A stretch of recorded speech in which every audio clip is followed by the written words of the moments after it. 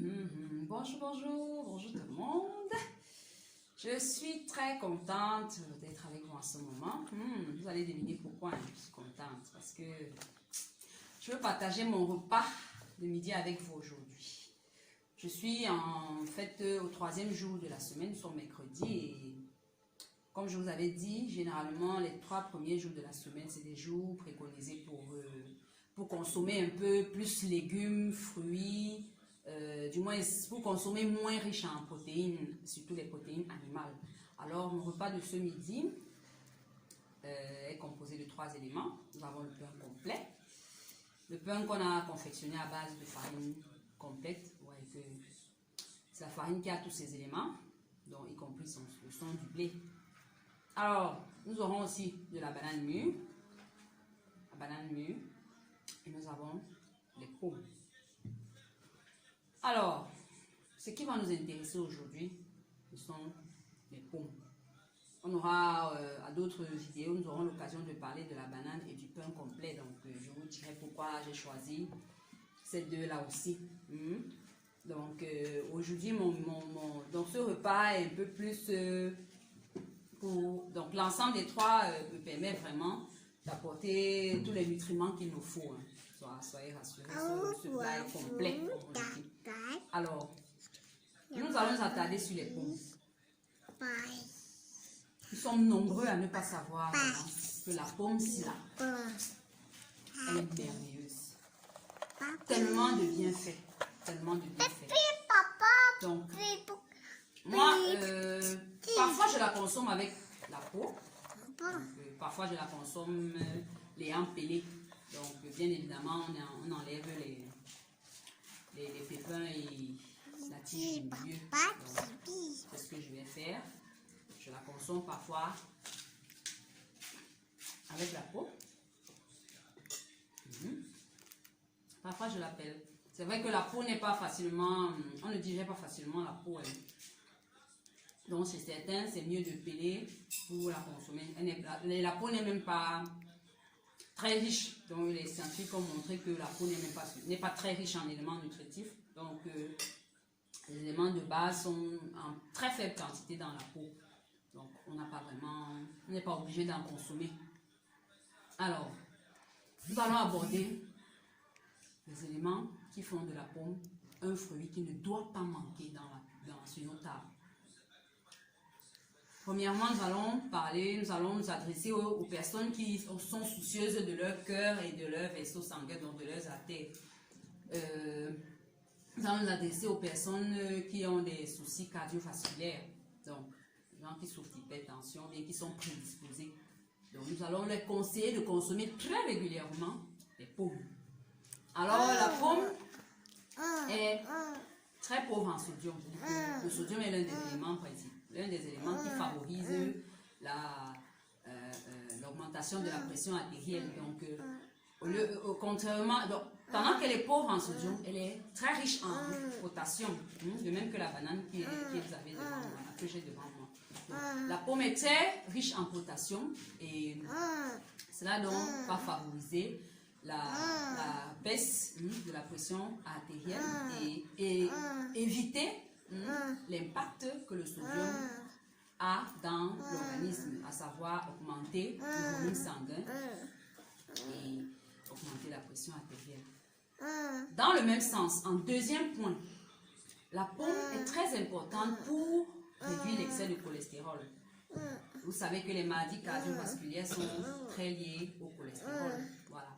Donc, grâce à sa richesse en fibres et en flavonoïdes, la pomme va permettre de réduire, d'éviter la réduction du diamètre des vaisseaux sanguins des artères.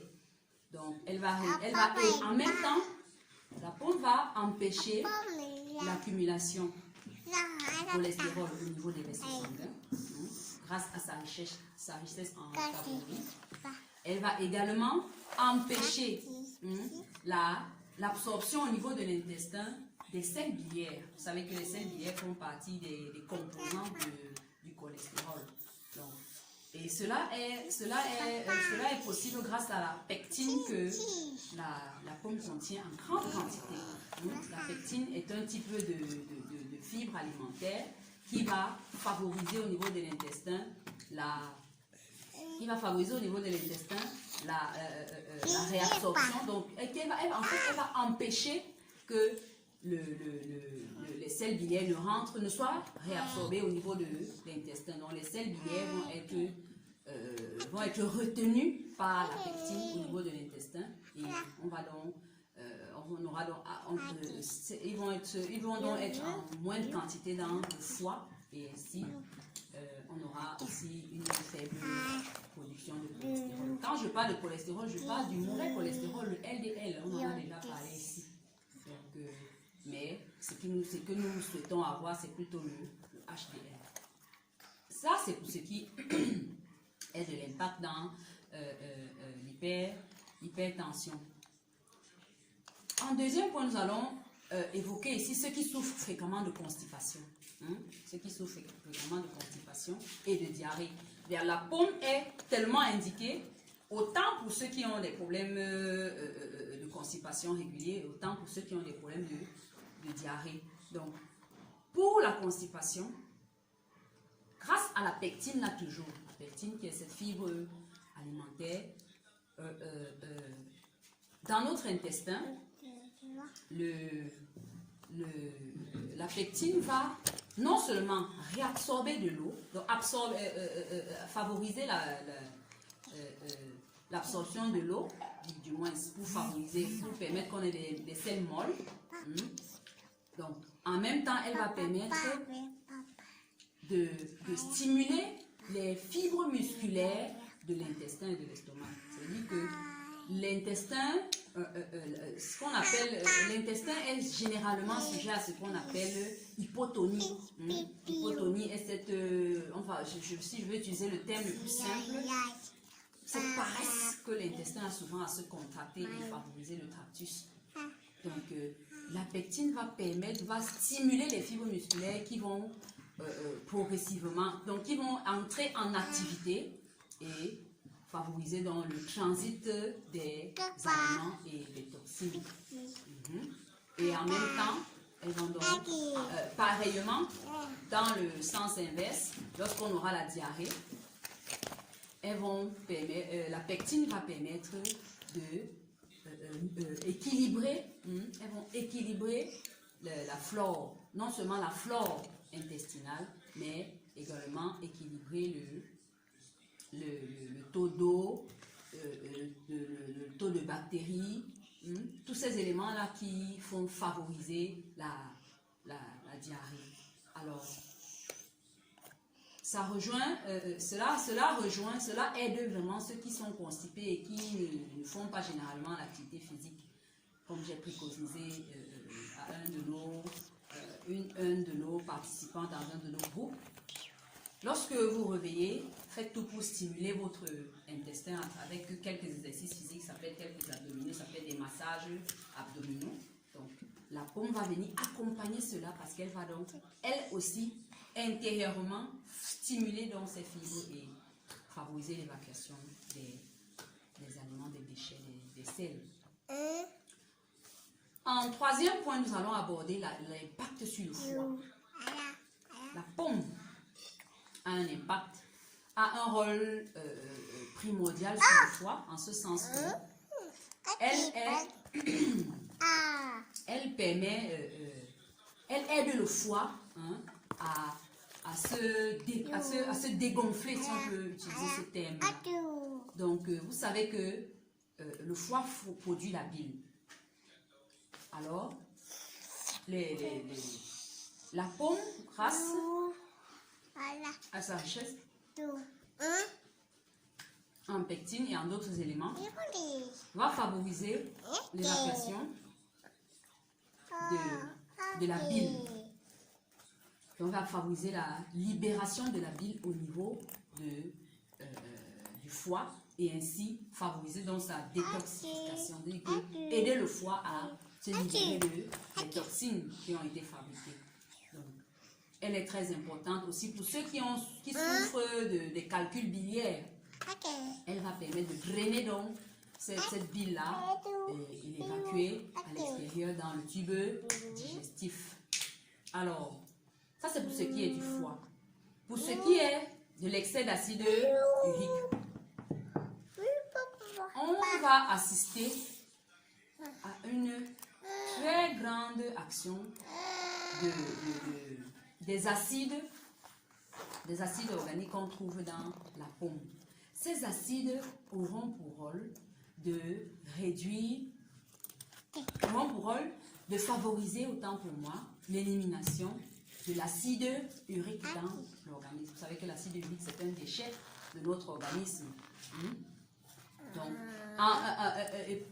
pour faire cela, ces acides vont jouer un rôle d'alcalinisation. Ça veut dire qu'elles vont favoriser l'élimination des acides que nous avons accumulés au cours de la nutrition, avec pour principaux éléments les protéines animales. Vous savez que les protéines animales, les farines et tout ça sont des aliments qui favorisent l'acidification du sang.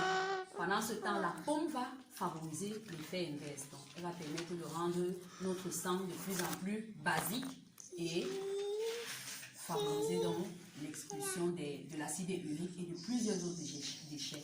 Donc, la pomme aura donc un effet diurétique et va aider nos reins à évacuer l'acide urique.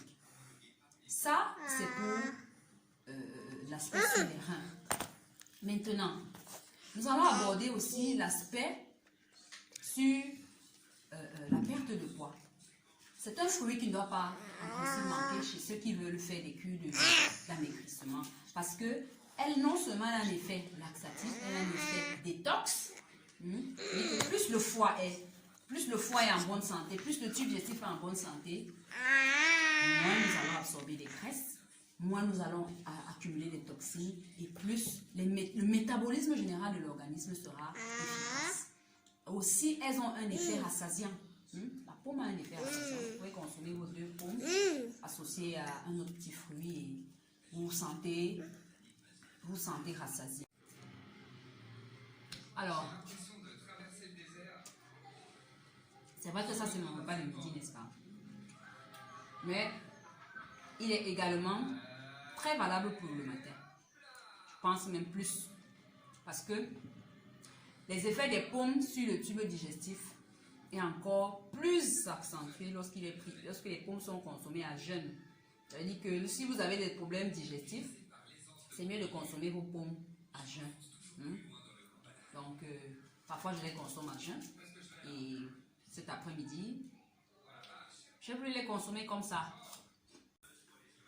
Vous convenez avec moi que nous devons consommer nos pommes, non seulement pour notre bien-être, mais aussi pour perdre un peu les graisses là. En plus, elles sont succulentes, elles sont savoureuses. Donc certains disent que c'est un plat, il faut qu'il y ait la viande ou bien les condiments ou bien les oignons frits pour qu'on ait l'impression qu'on a mangé une bonne chose. Je suis sûr qu'il y en a qui vont penser comme moi que c'est parfait pour un petit repas de midi. Et assez rassasiant. Bio, comme Dionys, comme moi-même. En dernier point, je voulais quand même préciser que la pomme, si là, nous aide à éviter le cancer du côlon à travers son rôle, le rôle que j'ai évoqué concernant la constipation et la diarrhée, concernant l'absorption des déchets dans l'intestin et tout le reste. Donc, consommez vos pommes sans retenue. Je dis bien sans retenue. Je suis sûre que vous avez aimé ce petit partage que je viens de faire avec vous. N'hésitez pas à partager avec vos prochains. C'est ce que je vous dis. À la prochaine. Peut-être à mon repas du soir. Non, on verra. À plus tard.